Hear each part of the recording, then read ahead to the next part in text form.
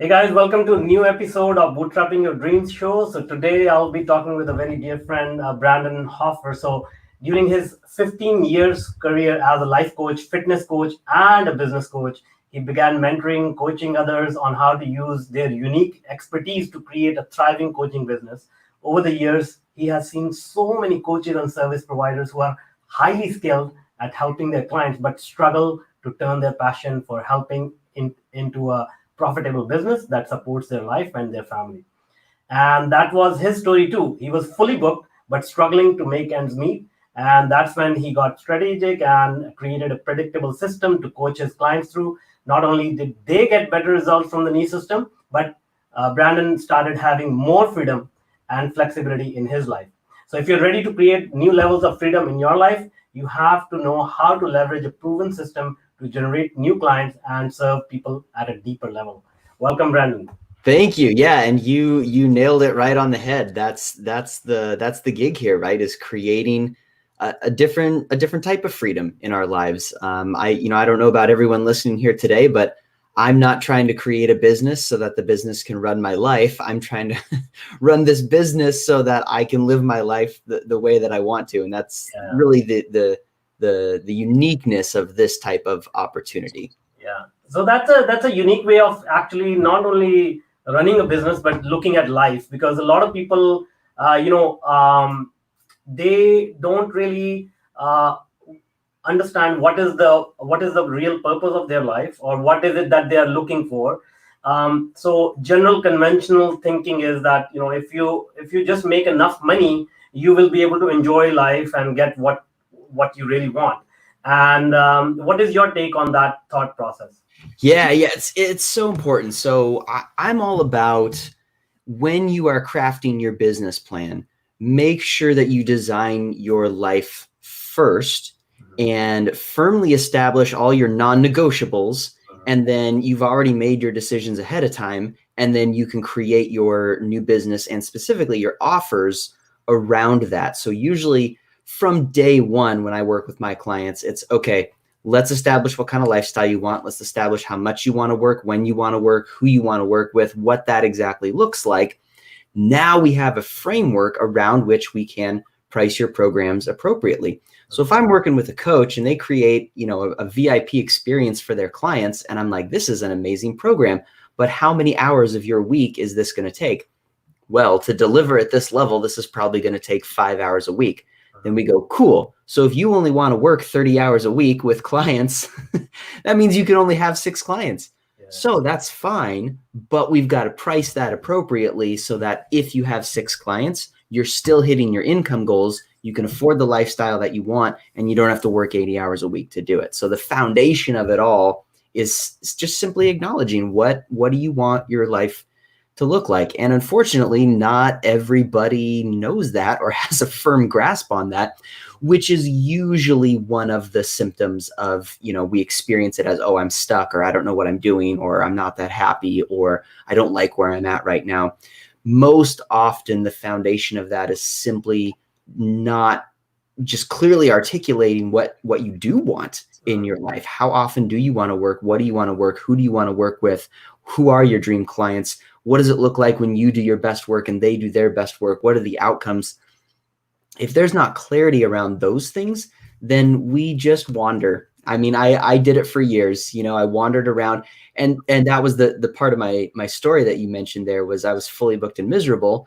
That was when I was running my own personal training company. I had all the clients I could want or need, but I'm like, man, I'm working 80 hours a week. I'm doing split shifts, and I'm still not making enough money to fully support my family for the type of lifestyle that we want, and still have enough left over to invest, enough left over to give generously, to do all the other things I wanted to. So I just thought, I got to make a shift. I either have to just jack up my rates to like $120 an hour as a personal trainer or more, or I've got to create a completely different type of business. And that was when I finally made the switch to online coaching, just because the opportunities in the online space are just never ending. It's incredible.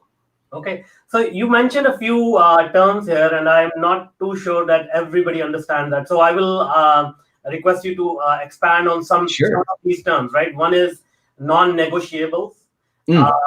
one is offer, Yep. and another one is which I forgot completely. So let's talk about the. Yeah, we can dig, because those two are absolutely vital. You're right. Yeah. The non-negotiables are, what are those things that you refuse to do, and what are those things that you refuse to give up? In other words, what will you tolerate and what will you never tolerate ever again?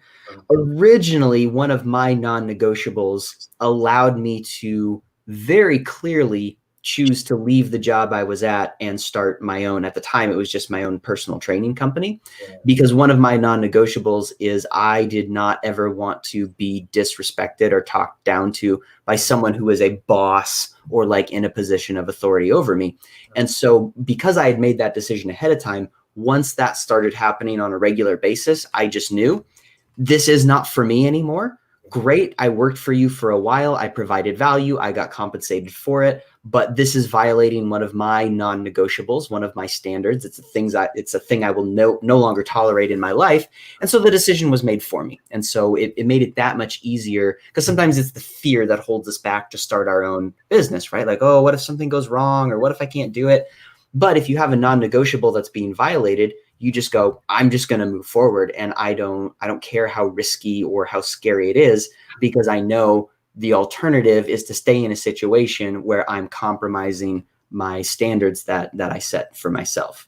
So you seems like you valued your happiness, your satisfaction higher than the golden handcuffs, or the easy paycheck that you were getting. Yeah. And in this case, I was averaging $15K a month, working a commission-only sales job for a home remodel company. Okay. And I was just like, the money's good, but it violated a few other ones too. That wasn't the only one. The other big one was my schedule and my time of day. I just got to a point where I was like, I no longer want to stay out late working, driving all over the place. Like, I'm just done with that. I want a simple home office. I want to work from home. I want to control my schedule. I want to control my income. So yes, even though the $15K a month was nice, it was worth the risk to leave that and, take a short-term pay cut for the long-term payoff of starting my own business further down the road. So we'll talk about offer now, and then I have a follow-up question about. Sure. Yeah. So when I say offer, I mean for the folks who are getting started in the online business space, and specifically a client-based business. A client-based business can be a coaching offer. It can be a consulting offer. It can be offering digital services, basically any business that you can deliver the experience remotely through an online channel, and any experience where you are working directly with clients, whether that's one-on-one, in a group context, providing knowledge-based products or information products, anything like that, where you're working directly with clients. When I say offer, I'm talking about when you launch your business, what is the first package or program that you actually sell? Not how much does a session with you cost, because I started in the session by session model and it did not go well, but rather what is the outcome that you provide for a specific type of person, for a specific type of life or business transition. Then you package that up, you create a program summary so it's very clear, this is what I'm providing to you, this is what you're receiving for the money that you're going to pay me as your coach, and then enrolling your first person, your first client. Meaning, how do I take literally nothing, create something, and then sell it to someone else to the point where they're now paying me $3,000, $5,000, $8,000, $12,000, $20,000 for the promise of something in return further down the road. So the art of creating your offer is clearly articulating the structured process that you will guide someone else through so that they understand it without ambiguity and they clearly know how valuable it is to work with you. Yeah. So basically, this is the product or the service that you are offering to your clients by understanding what is it in the marketplace that you see there's a gap in the marketplace, and you're trying to fill that gap. People are looking for this information, this help, this product, this service, and you come in and you build something out of out of your own expertise, out of your own head, and Yep. you present it as an offer to somebody and say, hey, this is what I am willing to do for you. It is going to solve these problems for you, and it is only going to cost you this much. And that's your offer that you present to the clients. You got it. Yep. 100%. Awesome. So anybody who has some expertise, and people who are watching, we get to a certain stage in life, and there is no way that we don't pick up a few skills along the way, right? Right. We just need to figure out how those skills can be applied in a useful way. And how you can monetize them. Exactly. So now, one important point you brought up here is fear, and there's no shortage of that right now. For example, Yeah. even before the pandemic, we are under lockdown and a lot of uncertainty, a lot of fear. But even before that, as you said, you felt that fear of letting go of a job, of a secure position. So can you walk us through your decision making process? How did you overcome that fear? And how can other people who are going through something similar can sort of handle that situation? Yeah. Let me give you what I think is the most powerful consideration. And it's something that not only I went through, but I think anybody can make this observation and then come to the same conclusion. And it's simply this: I looked at other people who were already doing what I wanted to do. Yeah. And I just acknowledged the truth, which is they're not smarter than me. They're not more special than me. They're not better looking than me. They don't have some magical sauce that I don't have access to. They are just another human who at one point in their life decided, I'm going to do this thing now, and I'm just going to commit to it. And I just realized, I was reminded rather, that nothing works if you just do it once. And then, it's like, you don't lift weights once and then you get strong. You don't go jogging once and become a runner. Nothing works if you just do it once and then never do it again.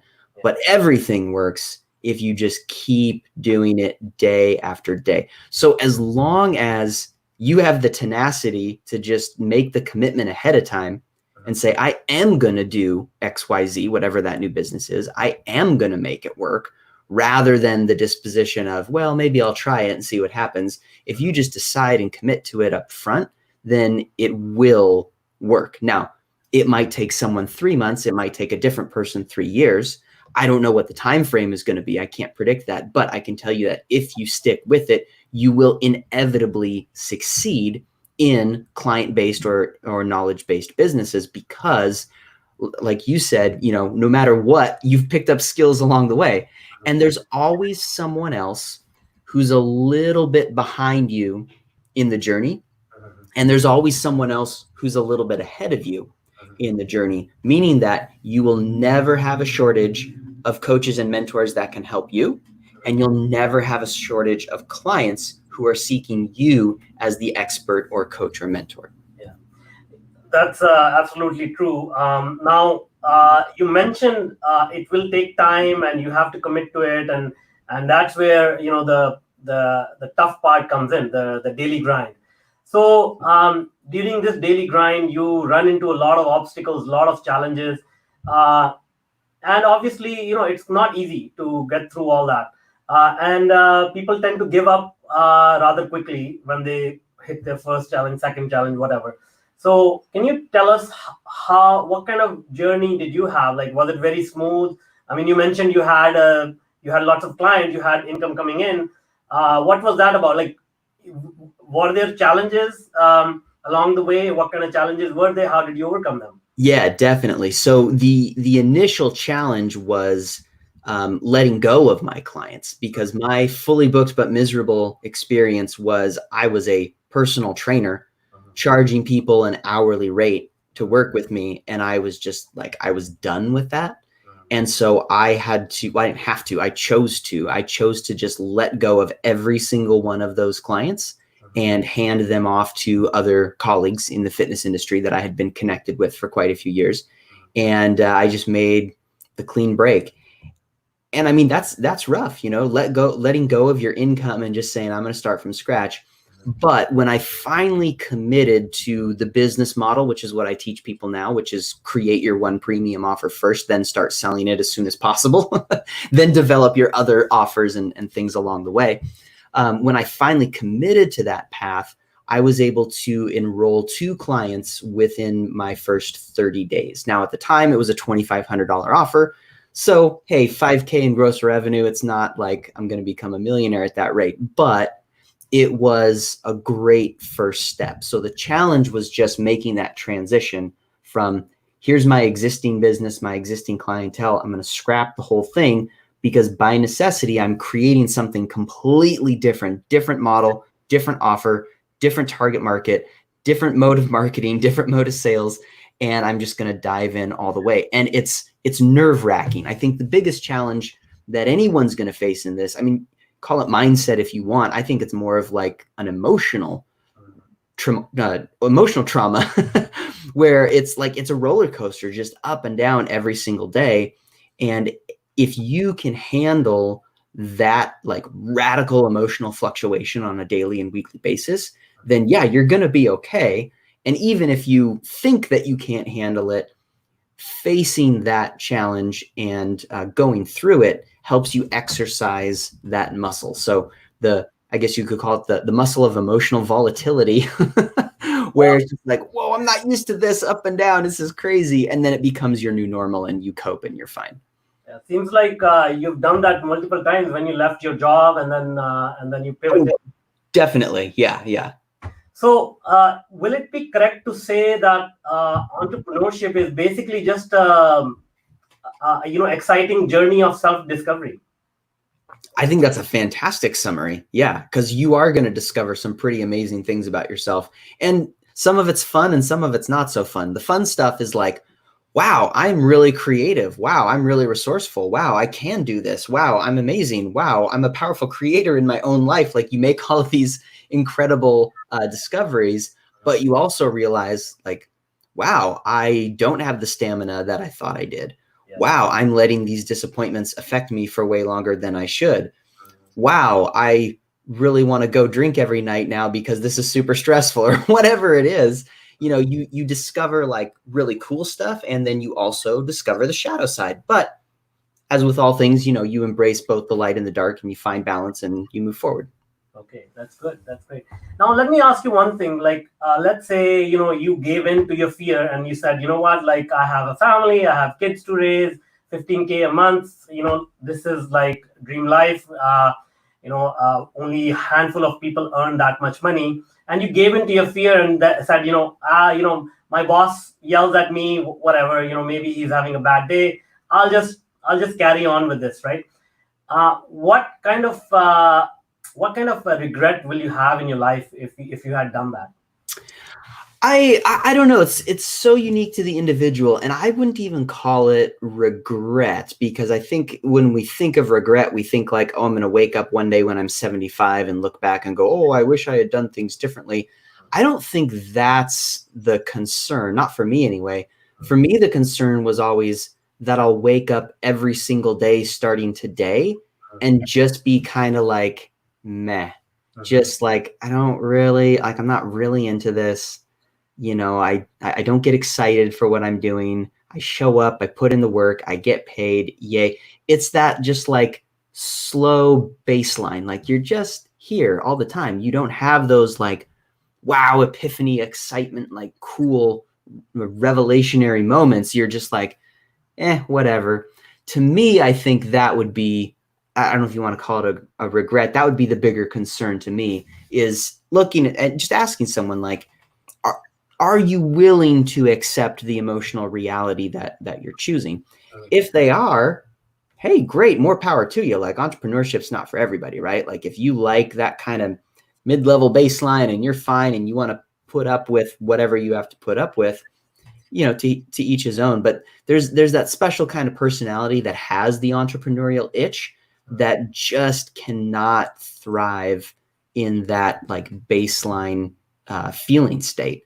And so, yeah, it's if you're there and you're there, it's time to make a plan. It's time to do something about it. No, I mean, you're absolutely right. Like, we talked about the non-negotiables, and And this applies for even people who are in professional jobs. Like we all know some people stay at their company for decades just because they don't feel comfortable letting go of their existing job and then look for a better one for whatever reason. So like if I summarize it in this way, that if you understand you have a bigger potential to do something better in life, and if you don't take that chance, you will live a life half lived. Probably, yeah. I mean, I wouldn't be confident enough to say that unequivocally for everyone, but it is extremely likely that that will be your fate.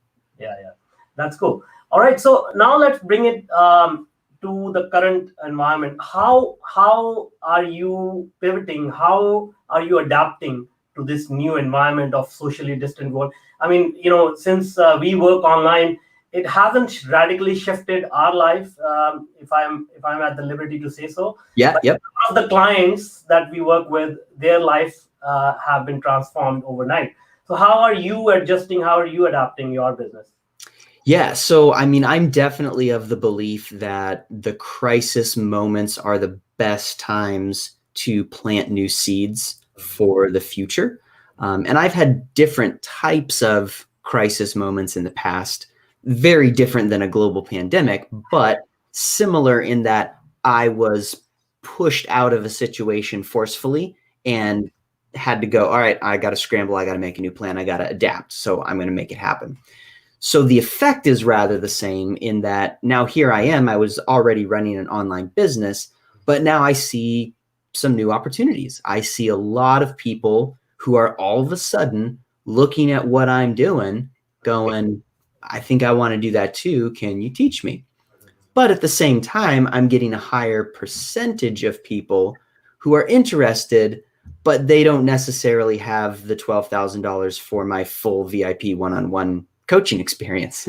I go, that's okay. I have other products and programs as well. So I had some things already in the works, but I've also introduced a few new programs and price points that are much more friendly on the wallet for people who are really just barely getting started and just kind of curious.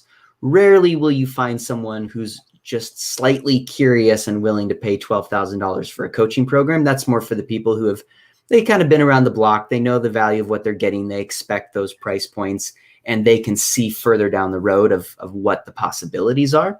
But the brand newbies that are just like exploring this possibility, they tend to be looking for the coaches who are willing to invite them into their community at a much lower barrier to entry.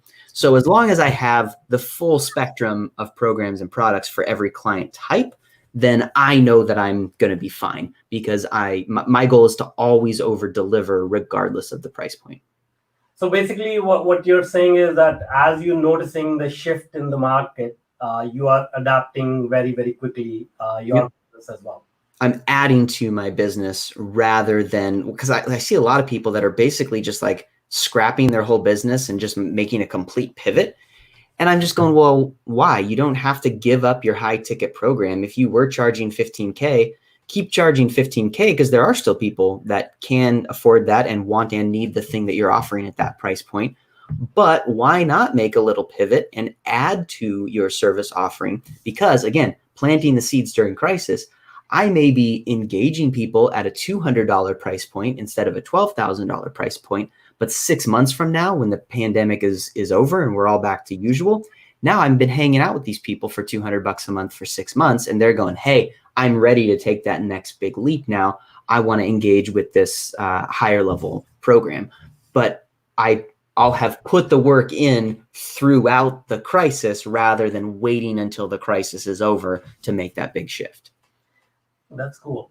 Now, what are your views about how entrepreneurship will change in general because of this pandemic? A lot of people, in US, for example, millions of people already have lost their jobs. Yeah. And we're not even at the end of this crisis yet. Like April 30th, I think it may be extended a few more weeks. So what do you think? How will it change this industry I mean, coaching, mentoring, entrepreneurship in general? Yeah, I mean, I can only speculate, but it certainly seems that, I mean, there's already a rising awareness of it. And then even after the crisis passes and the people who were like mildly interested but not completely committed, even after those people fall away, I think we're still going to see an ongoing rise in the interest in a remotely operated online service or client-based business.